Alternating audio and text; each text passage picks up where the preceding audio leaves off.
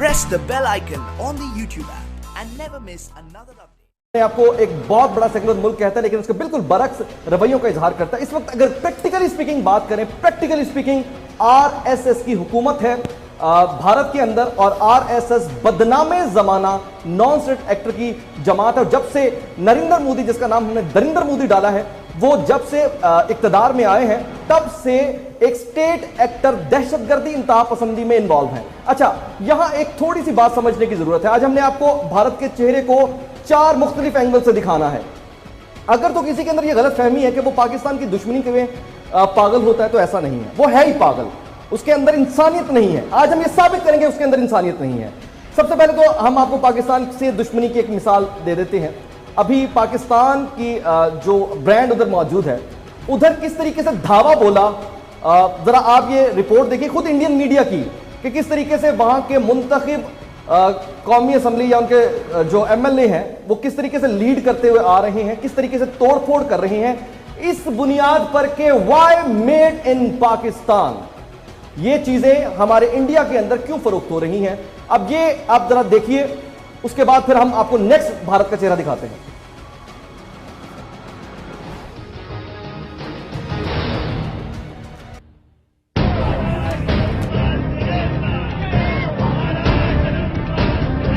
Maharashtra Navnirman Sena youth wing storming into a Zara showroom at a Mumbai mall.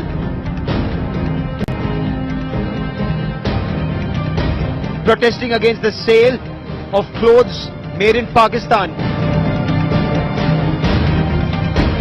Going on a rampage, stomping on clothes and issuing a direct ultimatum to the Zara store owner against selling any clothes manufactured in Pakistan.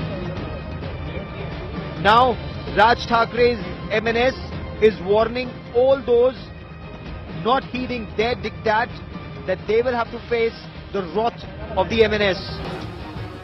ये जी पाकिस्तान की दुश्मनी का एक सबूत, रोजाना सबूत दिया जाता है भारत की जानिब से, लेकिन ये एक सबूत है, हम इसको तस्लीम करते हैं। हम दुश्मन हैं, भारत हमारा दुश्मन है, हम भारत के दुश्मन हैं, ठीक है। ये चीज समझ आती है कि भाई पाकिस्तान की दुश्मनी में उसने ऐसे किया, उसे ऐसे करना चाहिए था, क्योंकि दुश्मनी है, उसने किया तो कोई बुरी बात नहीं। लेकिन भारत एक बिल्कुल ज़हनी तौर पर मफलूज, एक इंतहा पसंदाना मुल्क है, और इसमें जो मोदी सरकार है वो आरएसएस की सरकार है, एक दहशतगर्द सरकार है, इंतहा पसंद सरकार है। अब वहां पाकिस्तान का मसला नहीं है। हम अब आपको नेक्स्ट वीडियो दिखाएंगे, उसमें आपको मालूम हो जाएगा कि उसकी ज़हनियत कैसी है। उसके बाद फिर हम मजीद 2 और वीडियोस आपके लिए लेकर आएंगे। एक चेहरा हो गया पाकिस्तान की दुश्मनी का, वो आपने देख लिया। अब दूसरा चेहरा देखिए जरा भारत का। राजेश्वर सिंह ने कहा है कि भारत से 31 दिसंबर 2021 तक वो इस्लाम और ईसाईयत को खत्म कर देंगे। राजेश्वर सिंह ने कहा है कि भारत से 31 दिसंबर 2021।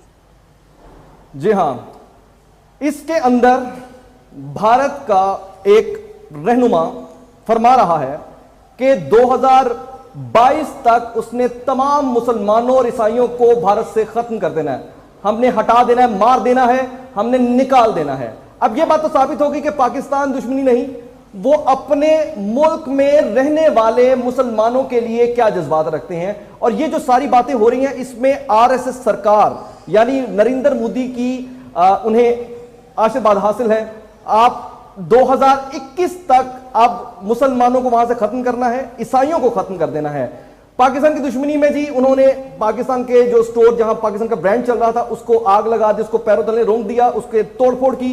अब दूसरी आपने पिक्चर अभी ये देखी, 2021 तक जो नेशनल है भारत के, जो भारतीय मुसलमान हैं, जो भारतीय ईसाई हैं, उन्हें यहां से निकाल देना है, चाहे उन्हें खत्म करना पड़े, चाहे उन्हें मारना पड़े, जो भी करना पड़े, वहां सिर्फ और सिर्फ हिंदू बसेंगे। आपको समझ में आया कि हमारे बड़ों ने पाकिस्तान क्यों बनाया था?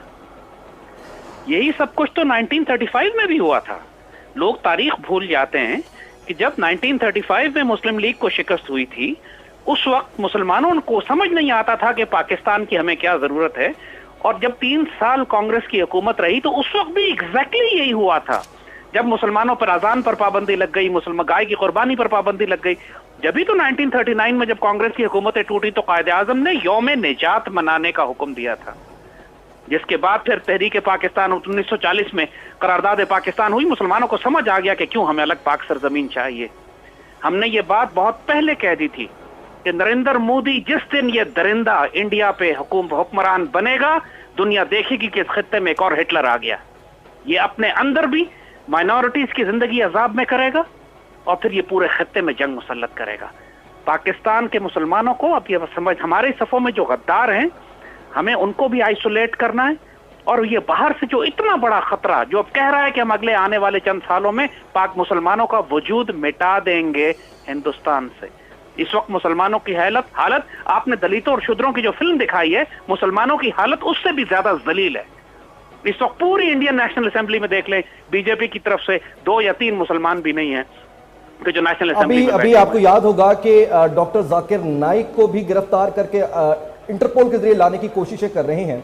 लेकिन मुझे ये बताइए कि ज़ैद हामिद साहब, यहाँ इस्लाम की बात हम नहीं कर रहे, यहाँ हम किसी और मजहब की बात नहीं कर रहे।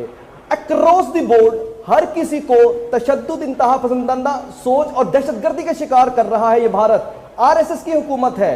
क्या इंटरनेशनल दुनिया इस इंसानियत की तजलील पर खामोश रह सकती है, और अभी तक खामोश क्यों है?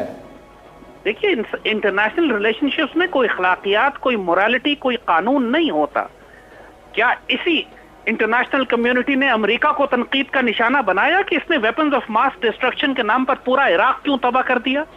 40 लाख मुसलमान बेघर और 20 लाख मुसलमान जिबा क्यों किया सिर्फ इराक? फिर शाम के साथ weapons of mass destruction chemical के नाम पर यह हरकत की। दुनिया, इंडिया के इस वक्त स्ट्रेटेजिक अलायंस है ट्रंप के साथ, अमेरिकन के साथ और इसराइलियों के साथ, मुसलमानों के खिलाफ, पाकिस्तान के खिलाफ। इंडिया की जरूरत है इस वक्त। मुझे फाइनल कमेंट चाहिए ज़ैद हामिद साहब आपके। अभी भी कुछ लोग ऐसे नासूर की सूरत में बसते हैं इस मुल्क में जो 2 कौमी नजरिया के मुखालिफ हैं। इस वीडियो, ये जो हमने आज 4 एंगल्स, 4 चेहरे दिखाए हैं, क्या आप पैगाम देना चाहेंगे उन लोगों को खास तौर पर जो 2 कौमी नजरिए के मुखालिफ हैं? देखिए, हम पाक फौज से ये कहेंगे खास तौर पर कि जब पाक फौज ये कहती है कि हम पाकिस्तान की जोग्राफियाई और नजरियाती सरहदों के मुहाफिज हैं, तो जिस तरह रद्दुल फसाद में इन खवारिज के खिलाफ तलवार निकाली गई है, इसी तरह 2 कौमी नजरिए की मुखालिफ, चाहे वो सियासी जमातों में हो, चाहे वो अपने आप को दानिश्वर कहते हो या मीडिया में हो, इनके सर भी कलम करने की जरूरत है, वरना रद्दुल फसाद का मकसद पूरा नहीं होगा। ठीक, बहुत शुक्रिया ज़ैद हामिद साहब, दिफाई तज्ज़ियाकार हमारे साथ मौजूद थे और अपना पॉइंट भी दे रहे थे। इस वक्त हकीकत ये है कि पाकिस्तान से मोहब्बत कीजिए।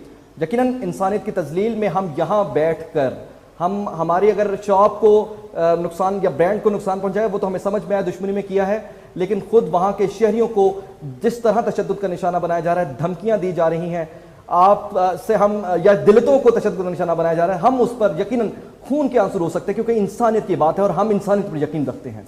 जी हाँ, बिग 5 में आपको बताएं कि अमेरिका में मुसलमान बॉक्सर लड़की को हिजाब के साथ रिंग में उतरने की इजाजत मिल गई, जिस पर वो बहुत खुश दिखाई देती हैं और वो कहती हैं कि अब उन्हें बॉक्सिंग रिंग में मजहबी तजाद का सामना नहीं करना पड़ेगा।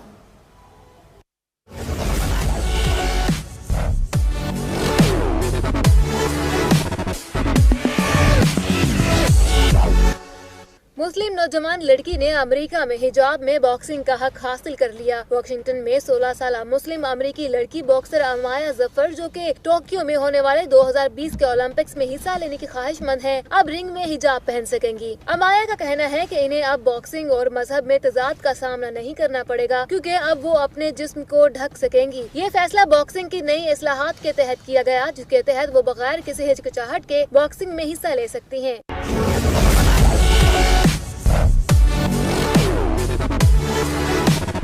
अमाया के कोच का कहना है कि वो बहुत खुश हैं, क्योंकि इससे अमाया खुश हैं, खुद एतमादी बढ़ी है और अब वो तैयारी में ज्यादा दिलचस्पी ले रही हैं, जबकि अब अमाया इलाकाई मुकाबलों में भी हिस्सा लेने की अहल हैं। अमाया का कहना है कि वो भरपूर तैयारी कर रही हैं, उनका वजन खेल के लिए मुनासिब है और वो दिमागी तौर पर भी मुकम्मल तैयार हैं। अमाया का 2020 के ओलंपिक्स में मुकाबला IO की एक खिलाड़ी से फेस ऑफ में होगा, जिसका इंतजार तमाम मुसलमान बड़ी शिद्दत से कर रहे हैं। जी हाँ, बिग 6 में आपको बताएं, बात करेंगे मर्दे बहरान की, यूनुस खान की, जिन्होंने अपनी क्रिकेट में वापसी की तमाम खबरों की जो अफवाहें फैलाई गई थी उनकी तरदीद कर दी है। Press the bell icon on the YouTube app and never miss another update.